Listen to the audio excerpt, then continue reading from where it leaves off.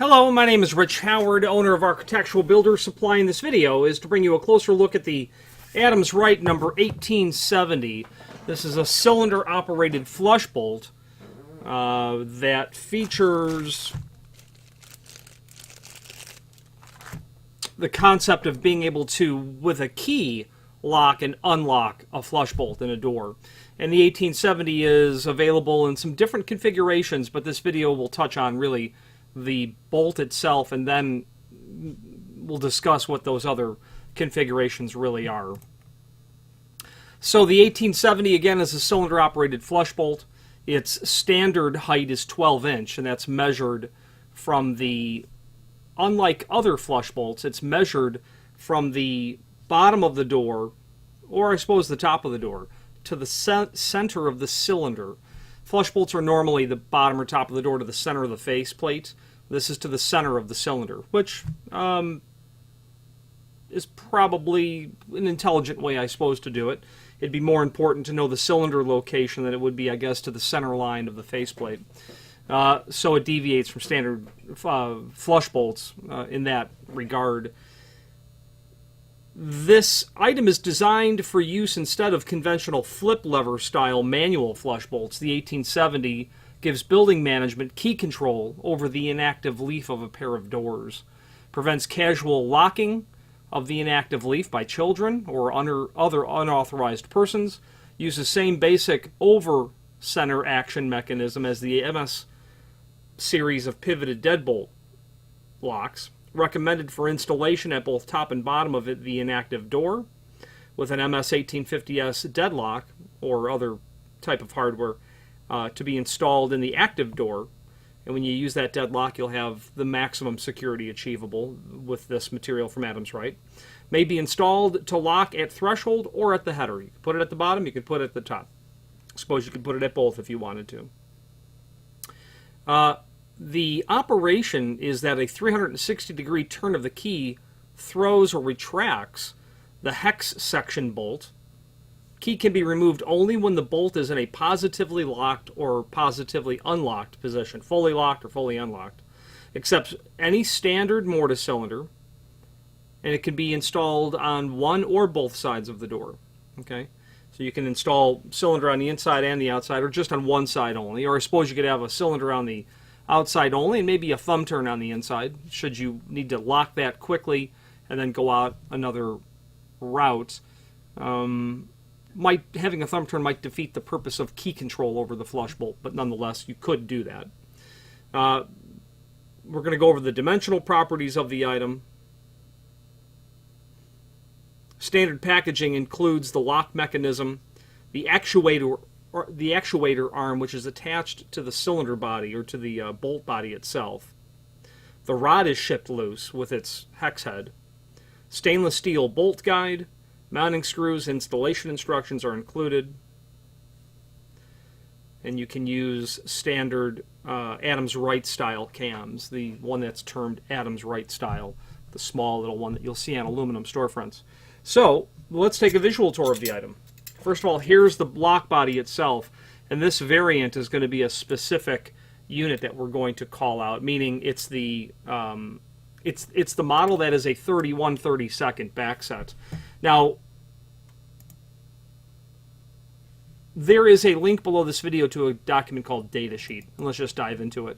So the bolt that we have here is the 1870. The 0 in the 1870 specifically tells us that the faceplate that we're using is going to be flat, meaning you can do faceplates perfectly flat. If you have a square edge door, you'd want the 1870. If you had a radiused door, like you'd very commonly see in aluminum storefront, if you had a beveled door, very common as well, or if you had a radius with an inserted piece of weather stripping pile into the armor front of the lock itself, they make these with a piece of weather strip installed as well, you're going to change that 0 to one of the other part numbers, and I'm referring to on the data sheet on page 2. And that's why this video will serve as for other items. So this is the 1870-2 is 31/32. And there are two backset options. And the backset is the dimension from the edge of the door to the center of the cylinder hole. Now, I'm not measuring on the edge of the door. I'm measuring on the edge of the lock body itself. So what we're not taking into account is the thickness of the faceplate that would otherwise be here. So 31/32 is the edge of the door to the center of the cylinder. And you can see we're coming up short. And again, if I applied our faceplate down to it and then measured, we're going to pick up that extra distance. Very important to know if it's 31/32 or 1.125, which is the 1870-3. If you're replacing existing, measure it. Now, it's important to know if you have a square edge door, you can hook your tape measure around the edge of the door and go to the center of the cylinder hole. And what I tell clients all the time is it's either less than 1 inch or like 1 inch, or it's clearly more than 1 inch. So it's either an inch, maybe a little less, or it's obviously greater than that. And that's how people easily identify what they're dealing with. Now, the problem is the radius version and the beveled edge version, or the radius with the weather strip version, so you can't just hook your tape measure on the edge of the door because the backset is defined as the dimension from the center of the door rather than from the high side or the low side. Okay, so you've got a door that's going to be either radiused or you've got a door that's going to be beveled, in either direction, really.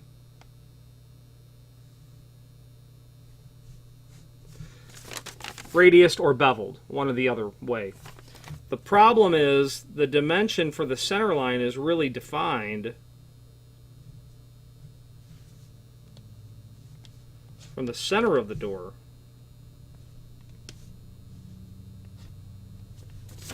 like that. So you're going to have to compensate. If you have a square edge door, again, it does not matter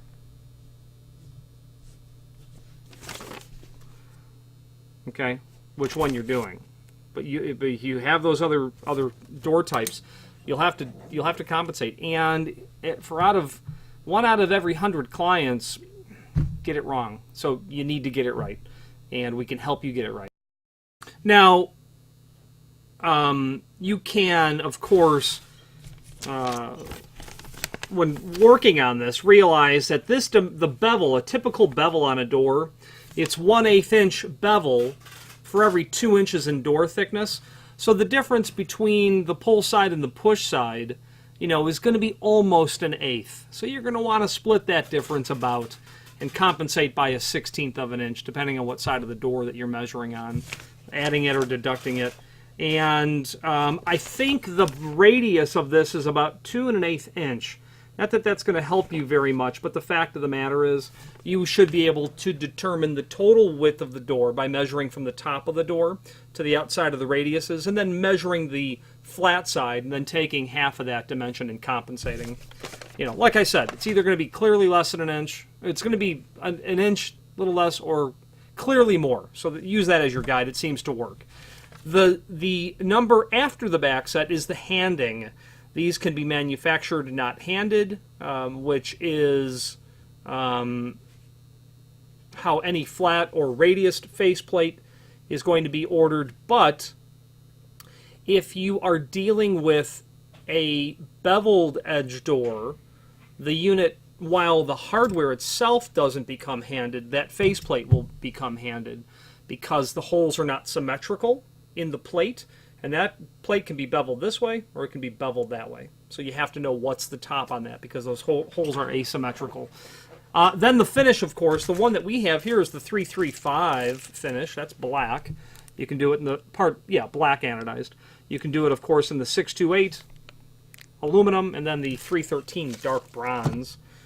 Now, there is, in that data sheet, summary information that we've basically already covered. Let's move to the installation guide that is below this video, and it will be included. I think my version that's actually with the hardware is a different variant of this.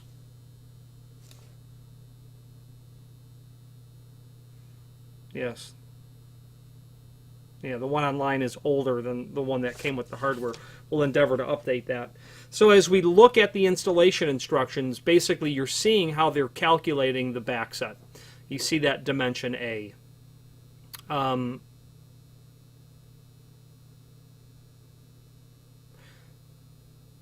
Which is dependent on the back set.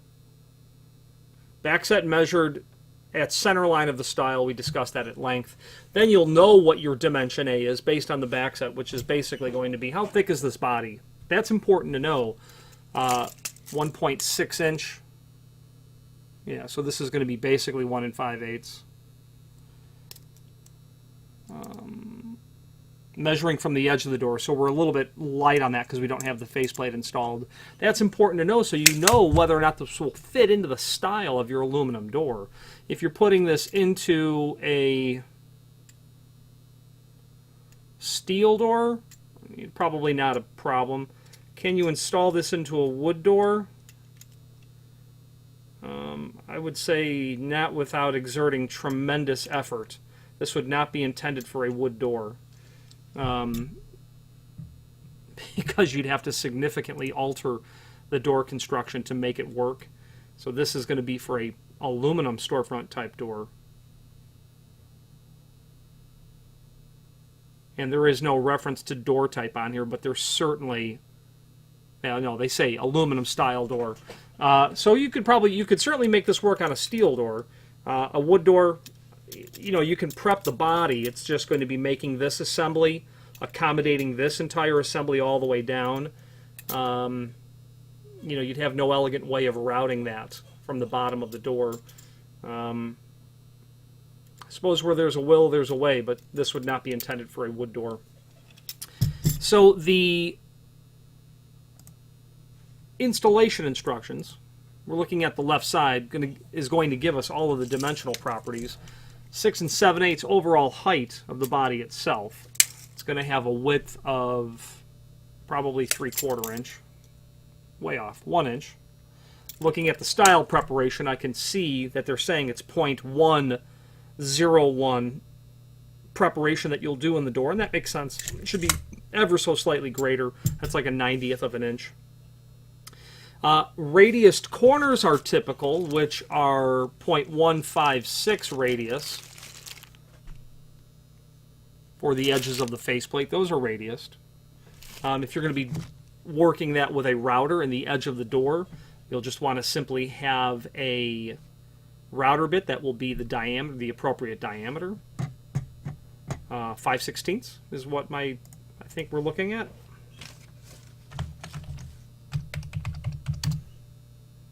Indeed, I would use a 5/16 router bit for prepping that edge. That will give you the nice 0.156 radiused corners.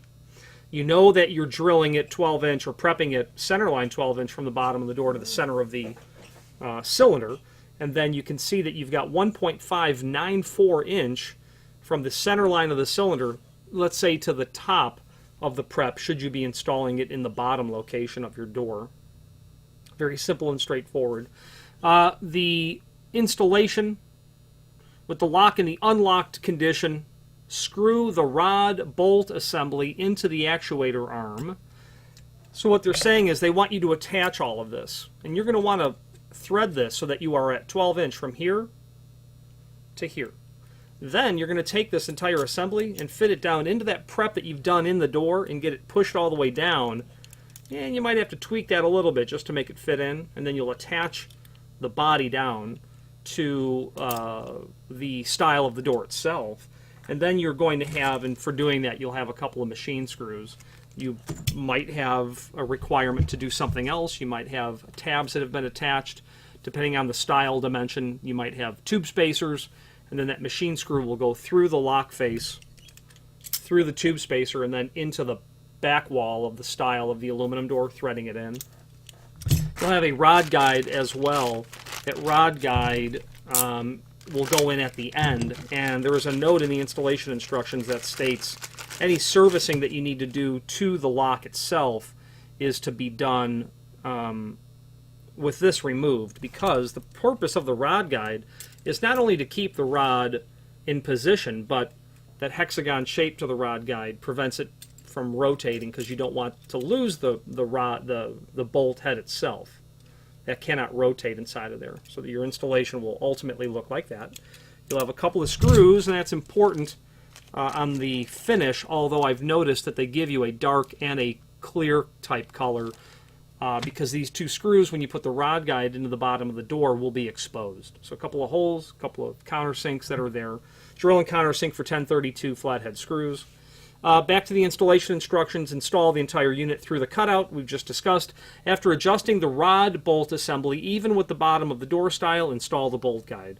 And that will make the installation final, other than putting on the faceplate and then attaching the cylinder. Now there is a handy formula to determine the cylinder length, which is basically take half of the door thickness, add 1/8 of an inch, and that's the cylinder length. Okay, so that's very handy to have.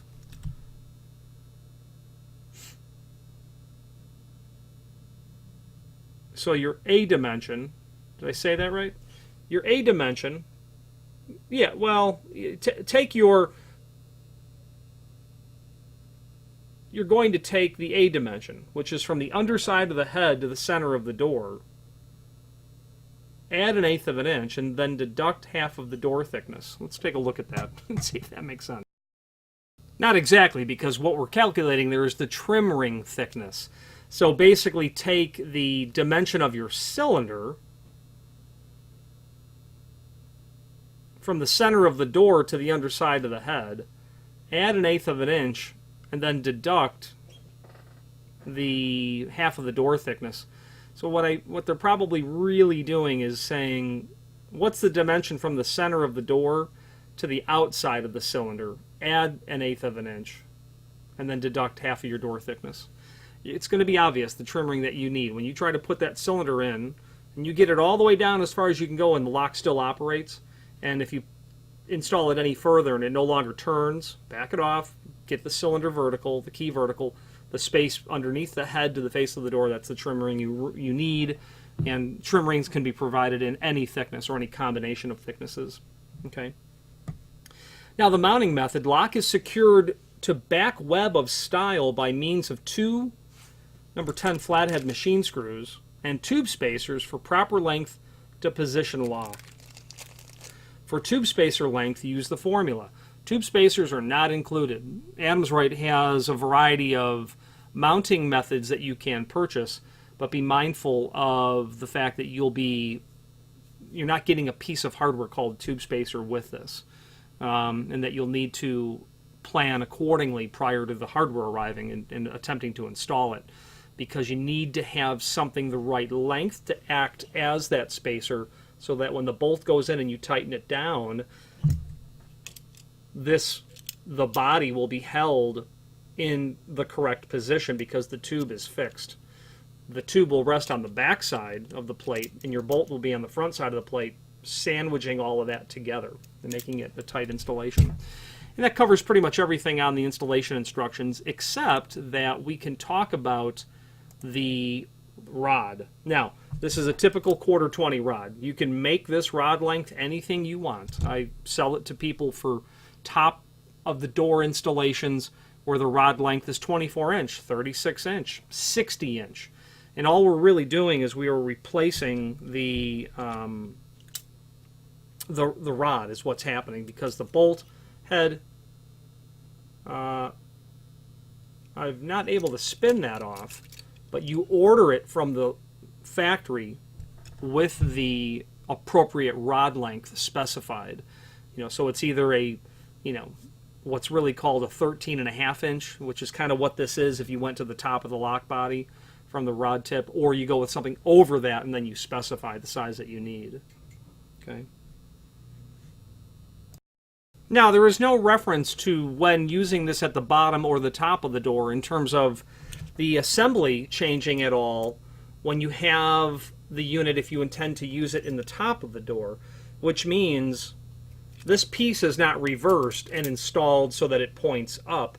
It's always going to be, from what I can gather, with the actuator plate coming down opposite end of the cylinder, so that if you're going to install this in the top, all of your dimensions will still translate accordingly. It's just rather than the cylinder at the top of the lock body, the cylinder would be at the bottom of the lock body if it's a top installation, which we do sell. Top installations we certainly do sell often. But if you're doing a bottom installation, you might want to specify a longer rod length because you don't want to have to drop down so far in order to be able to actually activate the cylinder. So we've covered all of the options of what the 1870 normally includes. Obviously, supplying your own cylinder with a trim ring would be important. Having some sort of tube spacers, if the installation of your project, requires it. You might have tabs that have been attached to the edge of the door for installation, so you may not be using a tube spacer sort of concept, although maybe you are.